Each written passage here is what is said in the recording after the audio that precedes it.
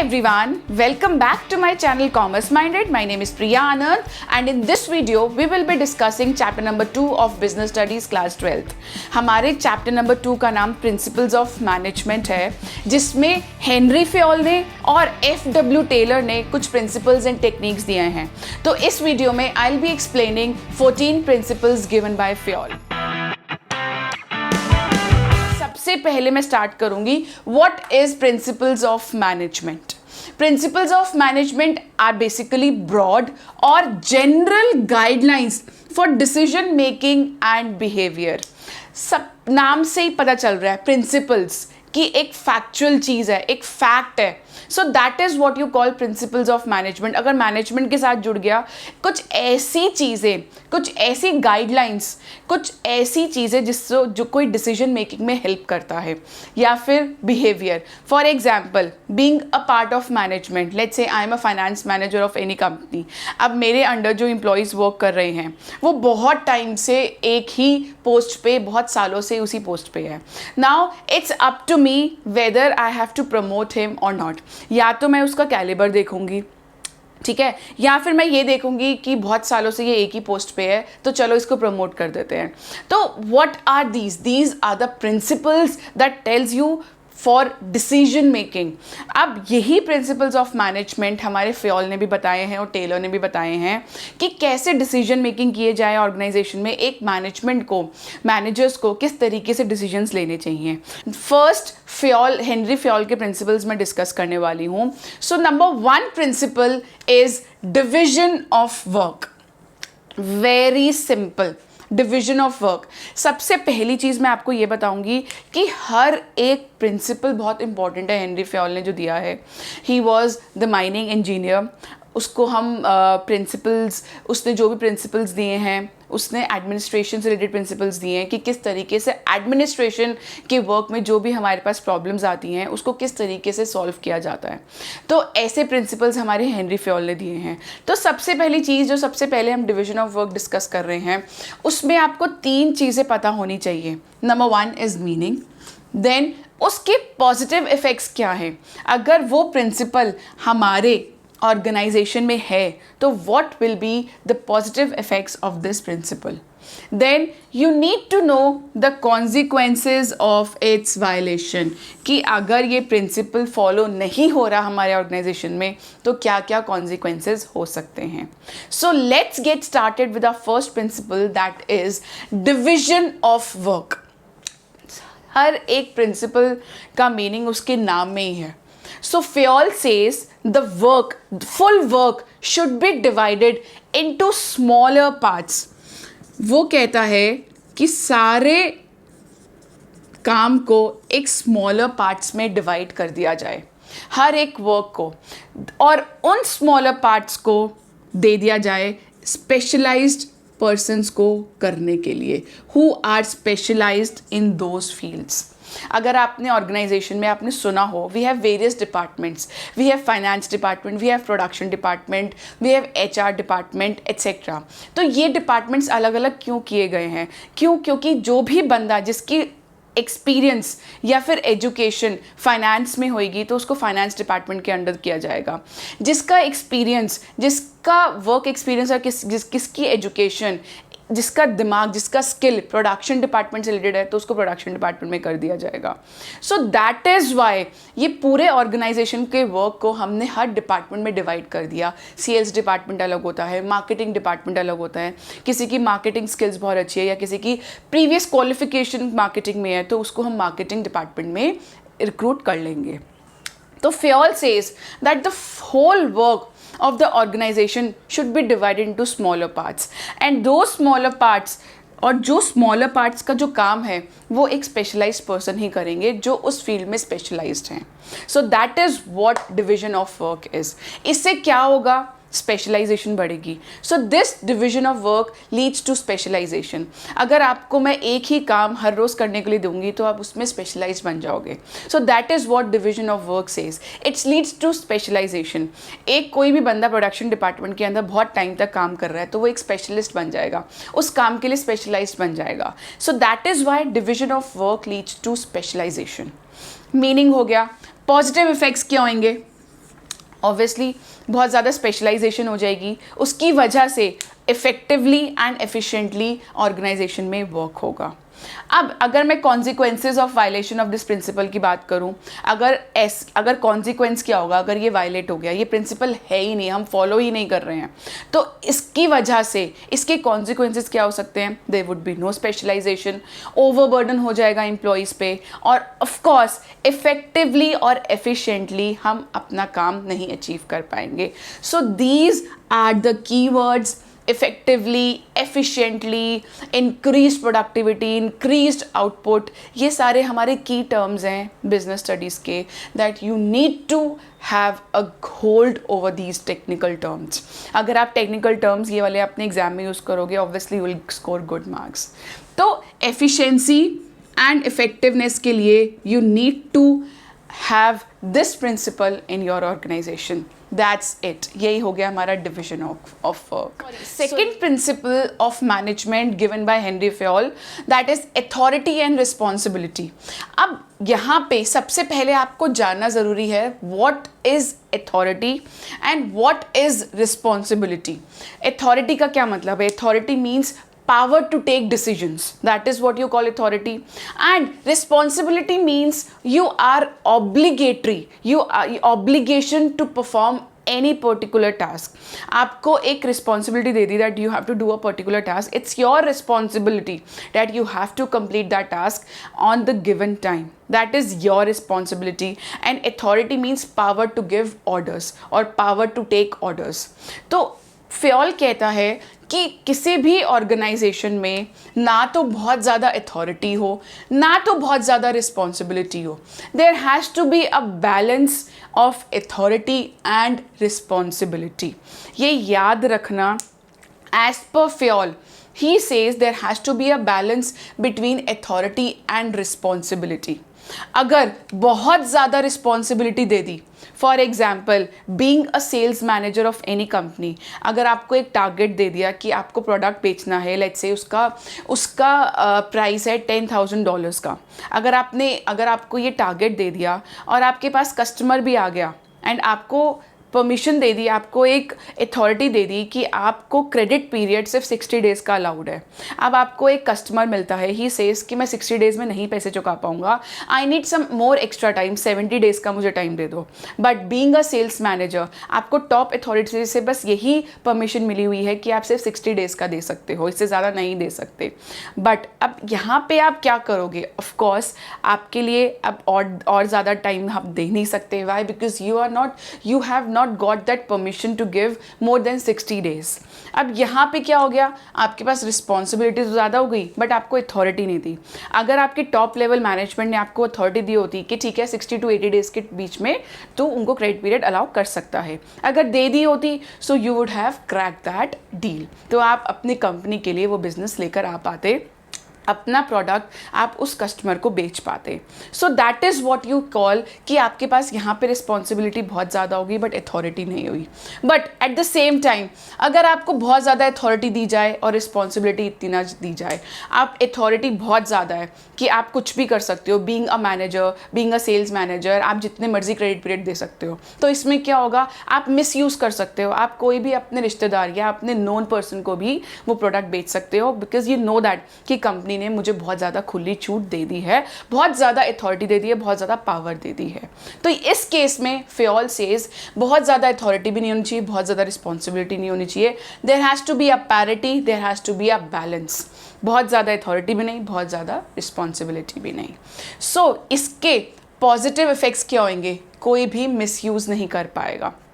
अगर बहुत ज़्यादा अथॉरिटी दे दी तो मिसयूज़ तो ऑफ कोर्स होएगा।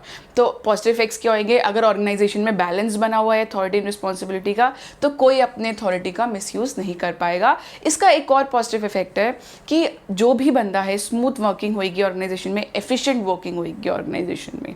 और इसके कॉन्सिक्वेंसेस क्या होंगे? डिले इन वर्क, डिले होगा ऑफ कोर्स अगर आपके पास अथॉरिटी नहीं होएगी ज़्यादा। मिसयूज़ ऑफ अथॉरिटी, बहुत ज़्यादा अथॉरिटी दे दी तो ऑफ कोर्स आप मिसयूज़ करोगे। देन ओवरबर्डन ऑफ वर्क, अगर आपको बहुत ज़्यादा रिस्पॉन्सिबिलिटी दे दी और अथॉरिटी नहीं दी तो आपको लगेगा मुझे बहुत ज़्यादा ओवरबर्डन हो गया मेरे काम का। तो ये तो रहा हमारा अथॉरिटी एंड रिस्पॉन्सिबिलिटी का एक्सप्लेनेशन। अब हमारे पास नेक्स्ट प्रिंसिपल है डिसिप्लिन। यहाँ पे डिसिप्लिन का मतलब ये नहीं है कि आपको ऑर्गेनाइजेशन में चुपचाप डिसिप्लिन काम करना है, no, it says good superiors at all levels. सबसे पहली चीज़ मैं आपको सुपीरियर्स और सबऑर्डिनेट्स के बारे में बताऊंगी। सुपीरियर्स आर योर बॉस, और being an employee you are working under that boss, you being the subordinate, you will be called as subordinate। तो superior कौन है? जो आपका बॉस है और आप उसके सबऑर्डिनेट हो।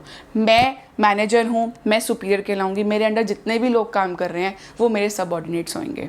तो यहाँ पे फ्योल कहता है कि हर जगह गुड सुपीरियर्स होने चाहिए, वो अपने कमिटमेंट से मीट करने चाहिए। कमिटमेंट मीन्स फॉर एग्जांपल, अगर मैंने अपने एम्प्लॉयज़ को बोला है कि अगर आप इतनी प्रोडक्शन कर लोगे, इतना वर्किंग आवर्स कर लोगे तो मैं आपको बोनस दूंगी, तो now it's my responsibility, it's my duty to follow, to meet my commitments. तो अगर जब काम हो जाएगा तो आई शुड मेक श्योर कि मैं उनको एक्स्ट्रा बोनस दूँ। Then you should follow all the rules and regulations given by the organization, and judicious application of penalties। judicious, कोई भी penalty को judicially apply करना पड़ेगा, fairly apply करने पड़ेगा, biased नहीं होना पड़ेगा मुझे, being the manager, being at superior level।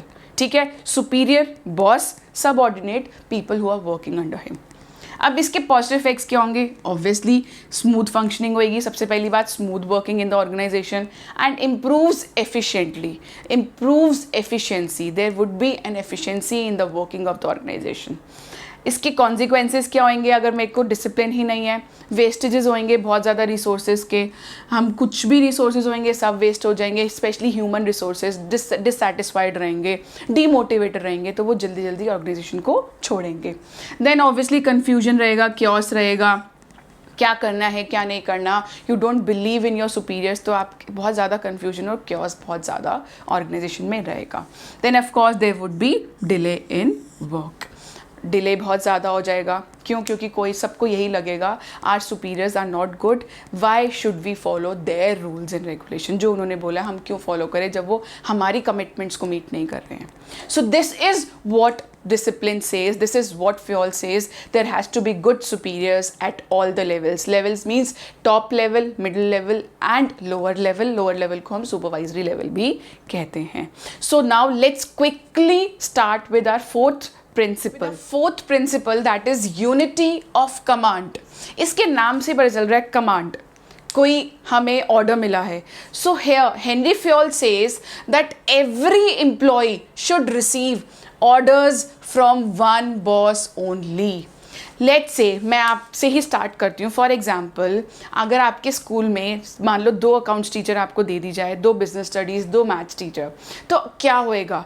अब आप किसके ऑर्डर सुनोगे? एक टीचर बोल रही है कि आपको असाइनमेंट करना है, आपको आपकी लास्ट डेट है 15th of so and so month, और दूसरी टीचर बोल रही है कि असाइनमेंट की कोई ज़रूरत नहीं है, आपको मैं ऐसे ही मार्क्स दे दूंगी। तो यहाँ पे आपके यहाँ पे एक कन्फ्यूजन सी क्रिएट हो गई। क्यों? क्योंकि आपको 2 बॉसेस से आपको इन्फॉर्मेशन मिल गई, 2 बॉसेस से ऑर्डर्स मिल गए, दोनों बिजनेस स्टडीज़ की टीचर हैं। अब आप किसकी बात मानोगे? You will get confused. ऐसे ही ऑर्गेनाइजेशन में भी होता है। अगर एम्प्लॉयज़ के पास बहुत सारे बॉसेस हैं, यहाँ से भी ऑर्डर आ रहा है, प्रोडक्शन डिपार्टमेंट का बॉस अलग चीज़ कह रहा है, सेल्स डिपार्टमेंट का बॉस अलग कह रहा है, तो क्या होगा? Consequently you will get confused. तो यहाँ पे Henri Fayol says that every employee should receive orders from one boss only. हर एक सबऑर्डिनेट का एक ही सुपीरियर होना चाहिए, एक ही बॉस होना चाहिए। क्या होंगे इसके पॉजिटिव इफेक्ट्स? ऑब्वियसली कोई कंफ्यूजन नहीं होगा, ईगो क्लैशेस नहीं होंगे। ईगो क्लैशेस किस में? बॉसेस के बीच में, कि बॉस 1 की बात मान ली आपने, बॉस 2 की बात मानी ही नहीं, तो बॉस 2 जो है बुरा मान जाएगा, वो ईगो पे आ जाएगा। Next, improves effectiveness in the working of the organization. Obviously आप और ज़्यादा इफेक्टिव रहोगे जब आपको एक डायरेक्शन मिल जाएगी, आपको पता चल जाएगा कि आपको किसकी बात माननी है। Then you have consequences. अब कॉन्सिक्वेंसेस का आप उल्टा कर सकते हो, कन्फ्यूजन होएगी, ईगो क्लैशेस होंगे, इफेक्टिवनेस नहीं होएगी, या फिर कह सकते हो difficulty in maintaining discipline in the organization. तो ये भी बहुत सिंपल था, यूनिटी ऑफ कमांड। अब नेक्स्ट प्रिंसिपल होता है unity of direction. Unity of command और यूनिटी ऑफ डायरेक्शन में बच्चे बहुत ज़्यादा कन्फ्यूज होते हैं, तो ध्यान से सुनना।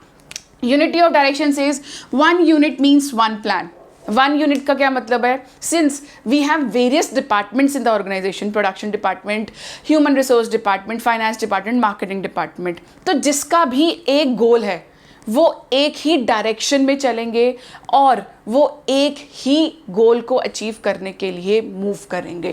That is what you call unity of direction. One unit means one plan. अगर आप एक ही यूनिट के अंदर, प्रोडक्शन डिपार्टमेंट के अंदर काम कर रहे हैं, that unit will have one plan only, one goal only, and everyone in that department will work towards the achievement of that goal only. तो जिसका भी सेम गोल है, जिसका भी कॉमन डायरेक्शन है, वो सब मिलके एक साथ काम करेंगे in order to achieve that one common plan, one common goal. So that is why one unit means one plan. ये कहता है there should be one boss. ठीक है, अब इसमें क्या पॉजिटिव इफेक्ट्स होंगे? ऑब्वियसली अचीवमेंट ऑफ ऑर्गेनाइजेशनल गोल. सारे डिपार्टमेंट्स अपने अपने डिपार्टमेंट्स का काम करेंगे तो अल्टीमेटली क्या होगा? ऑर्गेनाइजेशनल गोल अचीव होएगा. अगर यूनिटी ऑफ डायरेक्शन फॉलो होगा so there will be effective achievement of organizational goal. Efforts get unified. Uniformity होएगी, एक जैसे एफर्ट्स होंगे सबके, सबको पता होएगा कि हमने ये अचीव करना है. 1000 units of product of goods produce करने हैं, 1000 यूनिट्स ऑफ प्रोडक्ट्स हमने प्रोड्यूस करने हैं इतने स्पैन ऑफ टाइम पे, 15 डेज 20 डेज में. तो सबको पता है वो चीज़ करनी है, तो सबके यूनिफॉर्म एफर्ट्स होंगे. देन कॉन्सिक्वेंसेस क्या होगा अगर ये नहीं फॉलो हो रहा? तो लैक ऑफ कोऑर्डिनेशन, कोई कोऑर्डिनेशन ही नहीं होएगी. सारे वेस्टेजेस ऑफ एफर्ट्स होंगे, ओवरलैप करेंगे एक्टिविटीज़, किसी को कुछ पता ही नहीं होगा कि क्या करना है. Then difficulty in achieving organizational goals. बहुत ज़्यादा डिफ़िकल्टी होएगी कि हम किस तरीके से ऑर्गेनाइजेशनल गोल्स अचीव करें. तो ये रहा हमारा यूनिटी ऑफ डायरेक्शन. अब हम स्टार्ट करते हैं अपना next principle of management. Alright, let's start with our next principle, that is subordination of individual interest to general interest. अब इस वाले प्रिंसिपल में बहुत सारे बच्चों को कन्फ्यूजन होती है because they are not able to understand what does this principle say. So basically the meaning of this principle is already in the name itself. I will tell you how. Subordination, subordination का मतलब क्या है? Superior subordinate का मैंने meaning बताया ना. Superior is the boss and the subordinate is the one who is working under that boss. तो subordination किसको करना है? इंडिविजुअल इंटरेस्ट को. और किसको प्रायोरिटी देनी है? To general interest. यहाँ पे जनरल इंटरेस्ट कहा गया है ऑर्गेनाइजेशन के इंटरेस्ट को. तो मतलब interest of an organization should take priority over your individual interest. आपको कभी छुट्टी चाहिए कंपनी से और उस छुट्टी के दौरान बाय चांस कोई इंपॉर्टेंट मीटिंग आ जाती है, then definitely without thinking anything you should attend the meeting only. Individual interest को आपको नीचे रखना है, सबऑर्डिनेशन पे रखना है, ऑर्गेनाइजेशन इंटरेस्ट को प्रायोरिटी देनी है. For example, your own interest is to earn more by working less. सबको यही लगता है कि हम काम कम करें बट कमाए ज़्यादा. नो, बट ऑर्गेनाइजेशन का इंटरेस्ट क्या है? That you have to give more output, more productivity. अगर आप ज़्यादा आउटपुट दोगे, ज़्यादा प्रोडक्टिविटी दोगे तो ऑटोमेटिकली ऑर्गेनाइजेशन आपके सैलरी भी इंक्रीज कर देगी और आपको बोनस भी देगी. तो यहाँ पे हमने कोऑर्डिनेशन बना लिया ऑर्गेनाइजेशन इंटरेस्ट को और इंडिविजुअल इंटरेस्ट को. If you work more you will be given bonus, you will be highly motivated, you will be promoted to the next level also. तो यहाँ पे आपने कोऑर्डिनेशन कर दी. बट ऐसा नहीं है कि आप अपने इंडिविजुअल इंटरेस्ट को ज़्यादा इंपॉर्टेंस दे रहे हो और बाकी सबके इंटरेस्ट को. स्टेक होल्डर्स कौन होते हैं? जिनका कुछ स्टेक होता है कंपनी में. वो एम्प्लॉयज़ भी हो सकते हैं, शेयर होल्डर्स भी हो सकते हैं, मेंबर्स भी हो सकते हैं, एट्सेट्रा. उनका इंटरेस्ट ज़्यादा इंपॉर्टेंट है. फ्योल कहता है दैट उनके इंटरेस्ट को ज़्यादा प्रायोरिटी देनी चाहिए rather than giving priority to your own individual interest. अब इसके हमारे पास कुछ पॉजिटिव इफेक्ट्स भी हैं, जैसे कि मैंने बताया हर प्रिंसिपल के हमें पॉजिटिव इफेक्ट्स भी करने हैं एंड कॉन्सिक्वेंसेस भी करने हैं. सबसे important, coordination between individual and organisational goal. अगर आप ये सोचोगे कि अपने इंडिविजुअल इंटरेस्ट को मैं इस तरीके से पूरा करूं कि मैं ऑर्गेनाइजेशन के गोल को भी अचीव कर सकूं, तो दोनों में कोऑर्डिनेशन बनी रहेगी और स्मूथ फंक्शनिंग होगी ऑर्गेनाइजेशन में. You will be able to achieve the goals. अगर कॉन्सिक्वेंसेस की बात करूं, कॉन्सिक्वेंसेस में आप उल्टा ले लो कि there would be no coordination between individual और organisation and you won't be able to achieve anything. अगर आप सिर्फ अपने आपको ही इंपॉर्टेंस दोगे, अपने ही प्रायोरिटी दोगे इंडिविजुअल इंटरेस्ट को, तो आप ऑर्गेनाइजेशन के गोल्स नहीं अचीव कर पाओगे. Why? Because you won't be able to make them happy. Alright, अब ये तो रही सिक्स्थ प्रिंसिपल की बात. अब नेक्स्ट प्रिंसिपल आता है हमारे पास रेम्यूनरेशन ऑफ एम्प्लॉयज़। अब रेम्यूनरेशन ऑफ एम्प्लॉयज़ समझने के लिए you need to understand the meaning of remuneration first. Remuneration का मतलब होता है सैलरी, वेजेस जो हम अपने एम्प्लॉयज़ को देते हैं। तो यहाँ पे फ्योल कहता है that remuneration of employees should be fair and just. ऐसा नहीं होना चाहिए कि इक्विटेबल होना चाहिए, इक्वली सबको डिस्ट्रीब्यूट करना चाहिए। अगर आप 5 लोगों को सेम पोस्ट पे अपॉइंट कर रहे हो तो सब लोगों को सेम सैलरी पे रखना चाहिए और उनको फेयर वेजेस देने चाहिए as per there working hours. बायस नहीं होना चाहिए, but at the same time he also says that the company should pay the employees as per its paying capacity। ऐसा नहीं है कि कंपनी 50,000 का प्रॉफिट कमा रही है तो 55,000 तो एम्प्लॉयज़ ही लेकर चले गए हैं, नहीं, उसकी एज पर पेइंग कैपेसिटी पे ही एम्प्लॉय को पैसे देने चाहिए। तभी कहते हैं ना, जितनी बड़ी कंपनी होती है उतनी अच्छी सैलरी पे एम्प्लॉयज़ को रखा जाता है। Why? Because the company is paying as per the paying capacity. If the company is earning high profits then obvious definitely you will be given bonus also and you will be given high salary as well. ठीक है, तो यहाँ पे fair रहना चाहिए, just रहना चाहिए employees को खुश रखने के लिए। अगर अब इसके पॉजिटिव इफेक्ट्स क्या होंगे? ऑब्वियसली बीइंग एन एम्प्लॉय, अगर आपको बहुत अच्छी सैलरी मिल रही है obviously you will be motivated. सबसे important point, you will get motivated and you will give 100% in the organisation. ठीक है, अब इसके कॉन्सिक्वेंसेस क्या हो सकते हैं? Increase in turnover of employees. अगर आपको लग रहा है कि आपके साथ पार्शियलिटी हो रही है, आपको नीचा दिखाया जा रहा है, आपको उतनी सैलरी नहीं पे करी जा रही है, फेयर नहीं है, तो ऑब्वियसली टर्नओवर ऑफ एम्प्लॉयज़ मतलब नंबर ऑफ एम्प्लॉयज़ जो कंपनी को छोड़ना चाह रहे हैं। तो यहाँ पे ऑब्वियसली बीइंग एन एम्प्लॉय मैं तो चली जाऊँगी कंपनी से अगर मेरे साथ जस्ट और इक्विटी नहीं हुई और इक्वली सैलरी नहीं पे करी गई, तो obviously I will definitely leave my job. तो इससे क्या होगा? बहुत ज़्यादा टर्नओवर ऑफ एम्प्लॉयज़ बढ़ जाएंगे। वेरी सिंपल, ज़्यादा कुछ नहीं है रेम्यूनरेशन ऑफ एम्प्लॉयज़ में। You have to be just and fair in paying the wages, in thus paying the salary to the employees. Then 8th is centralization and decentralization. Very very important principle. Centralization का क्या मतलब है? Everything is centralized, जैसे central government है। इसका क्या मतलब है? दिस मीन्स सेंट्रल गवर्नमेंट क्यों बोला जाता है? That the power to take decision is in one authority only, is at the top level only, you can say। कोई भी authority, कोई भी power है वो सिर्फ एक ही के हाथ में है। That is what you call centralization। Decentralization का मतलब क्या है? Dispersal among more than one person। मतलब ऑर्गेनाइजेशन में सिर्फ ऐसा नहीं है कि टॉप लेवल मैनेजमेंट के पास ही अथॉरिटी है, बहुत सारे और भी बॉसेस बनाए हुए हैं छोटे लेवल, उससे छोटे लेवल, जिनको थोड़ी सी अथॉरिटी दी हुई है। बट अब यहाँ पे फ्योल क्या कहता है? फ्योल कहता है ऐसा भी नहीं है कि ऑर्गेनाइजेशन में पूरा सेंट्रलाइजेशन हो या फिर पूरा डिसेंट्रलाइजेशन हो। There has to be parity और I would say balance between centralization and decentralization. He says there has to be centralization at some point and decentralization in some point. अगर organisation बहुत बड़ी है तो हम डिसेंट्रलाइजेशन कर सकते हैं। अगर छोटी सी ऑर्गेनाइजेशन है, कुछ ही लोग हैं, 50-60 लोग काम करते हैं, तो we can definitely go for centralisation, एक बॉस भी काफ़ी है। अगर बहुत बड़ी ऑर्गेनाइजेशन में हम सेंट्रलाइजेशन कर लेंगे, एक ही बॉस रख लेंगे, तो ऑब्वियसली डिसीजंस लेने के लिए आपको बार बार उसी के पास जाना पड़ेगा। कितने लोग उसके पास जाएंगे, उससे क्या होगा? डिले हो जाएगा डिसीजन मेकिंग में। तो यहाँ के पॉजिटिव इफेक्ट्स क्या होंगे? Smooth functioning in the organisation, you will work efficiently and effectively, you will be able to achieve goals on time. और कॉन्सिक्वेंसेस क्या होंगे? ऑब्वियसली डिले इन वर्क, सबसे इंपॉर्टेंट कॉन्सिक्वेंस, डिले हो जाएगा वर्क में, आप जल्दी से काम नहीं कर पाओगे जितना आपको दिया हुआ है। So that is the meaning of centralisation and decentralisation. Now let's get started with our next principle, that is 9th principle. Alright, let's start with our next principle, that is scalar chain. अब यहाँ पे क्या कहता है Fayol? Fayol कहता है for example यहाँ पे ए एक बॉस है and this boss has 2 line of authority.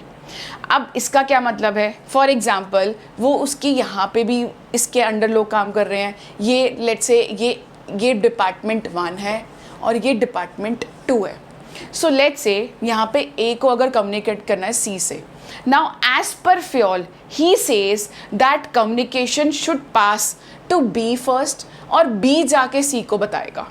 अब यहाँ पे आपके स्कूल्स में क्या होता है, फॉर एग्जांपल अगर आपको कोई इन्फॉर्मेशन मिलती है कि आपके एग्ज़ाम्स आने वाले हैं, कोई यूटीज़ आने वाले हैं या कोई प्री बोर्ड है, टर्मिनल एग्जाम्स हैं, तो क्या होता है प्रिंसिपल मैम क्या करती हैं, वाइस प्रिंसिपल को इन्फॉर्म करती है, वाइस प्रिंसिपल एकेडमिक इंचार्ज को इन्फॉर्म करते हैं, इंचार्जेस जो होते हैं वो HODs को, हेड ऑफ डिपार्टमेंट्स को इन्फॉर्म करते हैं, then head of departments respective teachers को, देन टीचर्स फाइनली आप लोगों को इन्फॉर्म करती है. So this is the hierarchy, this is the flow of information from top authority to lowest authority. तो यहाँ पे भी फ्योल कहता है कि ऑर्गेनाइजेशन में, कंपनीज में भी ऐसा ही होना चाहिए कि अगर A को C से बात करनी है, it has to flow from B then C. अगर A को E से बात करनी है तो वो इन्फॉर्मेशन B से जाएगी, C से जाएगी, C D को देगा, D को D E को देगा. इससे क्या होगा, कोई कम्युनिकेशन गैप नहीं होगा. अगर प्रिंसिपल मैम अगर आपको डायरेक्टली आके बोल देती है कि नेक्स्ट मंथ से आपके एग्जाम्स हैं, तो बीच में जितने भी लोग हैं, vice principal, respective teacher, subject teachers, उनको कोई हवा भी नहीं है, तो एक कम्युनिकेशन गैप आ जाएगा. आपको इन्फॉर्मेशन पहुंच गई बट बीच वालों को इन्फॉर्मेशन कुछ है ही नहीं. So he says that there has to be a proper chain of information, flow of information from top authority to lowest authority. But अब फ्योल ये भी कहता है कि इस केस में थोड़ा बहुत डिले हो जाता है कि कम्युनिकेशन नीचे नीचे आने तक, थोड़ा कभी कभी इमरजेंसी के केस में क्या किया जाए. फॉर एग्जांपल अगर यहाँ पे D को H से बात करनी है, वैसे इन जनरल अगर DH से बात करेगा तो पूरा सर्कल घूम के जाएगा, D C B A F G H. But in case of emergency Fayol says कि इमरजेंसी के केस में बहुत अर्जेंट केस है तो D जो है H से डायरेक्टली जाके बात कर सकता है through a process called gang plank. तो गैंग प्लैंक के ज़रिए कोई भी इमरजेंसी इन्फॉर्मेशन है, दो लोग जो सेम लेवल पे काम कर रहे हैं वो आपस में इन्फॉर्मेशन दे सकते हैं. इसके पॉजिटिव इफेक्ट्स क्या होंगे, स्केलर चेन के obviously systematic flow of information होएगा, कोई कम्युनिकेशन गैप नहीं होएगा. कॉन्सिक्वेंसेस की बात करूँ तो उल्टा हो जाएगा, अगर पता ही नहीं चलेगा इनको क्या इन्फॉर्मेशन है तो ऑब्वियसली बहुत सारे कम्युनिकेशन गैप होएगा, कोई सिस्टमैटिकली फ्लो ऑफ इन्फॉर्मेशन नहीं रहेगी. और gang plank is an exceptional case, ठीक है, इमरजेंसी के केसेस के लिए. अब है नेक्स्ट इज़ ऑर्डर. ऑर्डर का मतलब ये नहीं है कि आप किसी को ऑर्डर दे रहे हो, it means orderliness, a place for everything and everything in its place. हर चीज़ की एक जगह होनी चाहिए, फिक्स प्लेस होना चाहिए. For example if I ask you, एक एग्जाम्पल देती हूँ, अगर आपको कोई BST की टीचर ढूंढनी है अपनी क्लास में या अपने स्कूल में, या फिर अकाउंट्स की टीचर ढूंढनी है, तो यू नो कि यहाँ पे स्टाफ रूम्स बने हुए हैं, वहाँ पे क्लास टीचर्स बैठती हैं या सब्जेक्ट टीचर्स बैठती हैं क्लासेस के बाद, तो आप डायरेक्टली स्टाफ रूम में ही जाओगे, आप इधर उधर उस विंग में, सीनियर विंग में, जूनियर विंग में नहीं भटकोगे या आप एक दूसरे से नहीं पूछोगे. Why? Because you know there is a fix place for teachers, that is staff room. तो यहाँ पे फ्योल कहता है कि there has to be orderliness, हर एक जगह की हर फिक्स प्लेस होनी चाहिए. इससे क्या होगा, जो भी तुम्हारा वेस्ट है, टाइम वेस्ट है ढूंढने के लिए, वो कम हो जाएगा. तो इसलिए इसके पॉजिटिव इफेक्ट क्या होंगे, सबसे important no wastage of time, and दूसरी चीज़ smooth functioning of the working in the organisation.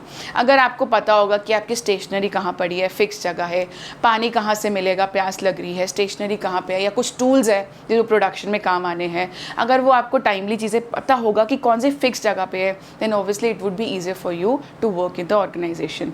मैं एक और एग्जांपल देती हूँ. अगर आपके घर में अगर आपकी बुक्स ऐसी फैली हुई हैं, तभी आपकी मम्मा बोलती है ना स्टडी टेबल पे प्रॉपर तरीके से होनी चाहिए. अगर आपको BST की बुक ढूंढनी है तो यू शुड नो कौन से शेल्फ पे रखी है आपने, कौन से ड्रॉर में रखी है, कहाँ पे आपकी स्टेशनरी है. अगर आप ऐसे ही फैला दोगे और जब आप पढ़ने बैठोगे तो 15-20 मिनट, आधा घंटा तो आप ढूंढने में ही बिता दोगे. सो that is Y Fayol says through this principle there would be no wastage of time and there would be smooth functioning in the organization. Consequences क्या होंगे, उसके उल्टे. ठीक है जी, very simple. Next is equity. नाम से ही पता चल रहा है, सब प्रिंसिपल के जो मीनिंग है ना वो उनके नाम से ही निकले गए हैं. Equity means kindliness and justice in the behaviour of managers towards employees. वो कहता है कि कोई भी मैनेजर हर अपने उसके अंडर जितने भी एम्प्लॉयज़ काम कर रहे हैं वो उसको काइंड होना चाहिए और जस्टिस होना चाहिए. डिस्क्रिमिनेशन ना हो in terms of gender, in terms of religion, caste. जैसे आपने बहुत बार देखा होगा हमारे कुछ इंडियन CEOs भी हैं कंपनीज़ में जो अभी तक जो अमेरिकन कंपनीज़ के हैं. तो ये एक बहुत बड़ा एग्जाम्पल है इक्विटी का, प्रिंसिपल का. वो कहता है कि even if the company is American तो कोई इंडियन CEO भी हो सकता है मैनेजर्स को अपने एम्प्लॉयज़ को, ओनर्स को, अपने एम्प्लॉयज़ जो भी रखना है उनको डिस्क्रिमिनेट नहीं करना चाहिए कि वो किसी और कंट्री से है या उसका रिलीजन कोई और है या उसका कास्ट कोई और है। इससे क्या होगा, employees will be highly motivated, satisfied होंगे। आज की डेट में क्यों इंडियंस इतना ज़्यादा बाहर की कंट्रीज़ में जाके जॉब करना चाहते हैं? वाई? बिकॉज वहाँ पे डिस्क्रिमिनेशन नहीं है। जिस कंपनी में डिस्क्रिमिनेशन नहीं है, people are happy to work in those companies. सो डिस्क्रिमिनेशन नहीं होगी तो सेटिस्फैक्शन मिलेगी, मोटिवेटेड रहेंगे एम्प्लॉयज़। और अगर इक्विटी नहीं है, बहुत ज़्यादा इंपॉर्टेंस दी जा रही है अपने ही रिलीजन के लोगों को, कास्ट के लोगों को, तो दूसरे रिलीजन के लोग क्या करेंगे, डीमोटिवेटेड हो जाएंगे। सो consequences would be demotivated and obviously there would be increase in turnover of employees मैंने अभी बताया था कि बहुत ज़्यादा लोग छोड़ के जाएंगे कंपनी को। वेरी सिंपल, इक्विटी भी हो गया। अब 3 प्रिंसिपल्स और रह गए हैं, जल्दी से कर लेते हैं। Let's start with our 12th principle, that is stability of personnel। सबसे पहली चीज़, पर्सनल का क्या मतलब है? Personnel means the people who are working in the organisation. Employees को हम पर्सनल कहते हैं। पर्सन मीन्स नॉर्मल पर्सन, अगर वो आपके ऑर्गेनाइजेशन में काम कर रहा है, that person will be called as personnel. Stability मतलब वो बंदा स्टेबल रहना चाहिए। सो फियोल सेज, किसी भी बंदे को, किसी भी एम्प्लॉय को अगर हम अपॉइंट कर रहे हैं, and that employment should be through a rigorous और I would say through a proper procedure, through proper process. और अगर एक बार उसको सिलेक्ट कर लिया तो उसको मिनिमम कुछ टेन्योर के लिए अपॉइंट करना चाहिए। मिनिमम टेन्योर मीन्स, टेन्योर का मतलब होता है कुछ minimum term of period of time के लिए उसको अपॉइंट करना चाहिए। एडहॉकिज्म अवॉइड करना चाहिए। एडहॉकिज्म क्या होता है? Adhocism